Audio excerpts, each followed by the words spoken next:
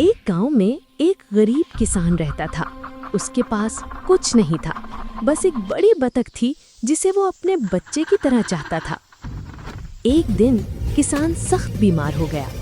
वो अपने दोस्तों, रिश्तेदारों और हमसायों के पास गया ताकि इलाज के लिए मदद मांगे, मगर किसी ने भी 1 रुपया तक न दिया।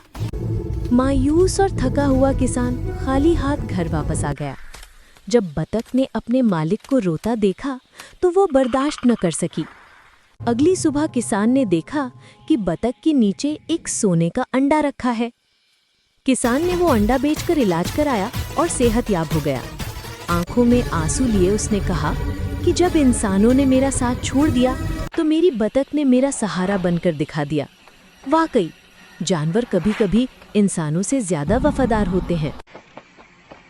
सबक: सच्चा साथ वही है जो मुश्किल वक्त में दिया जाए, चाहे इंसान दे या जानवर। Please like, share and subscribe to my YouTube channel, Soul Noor Story.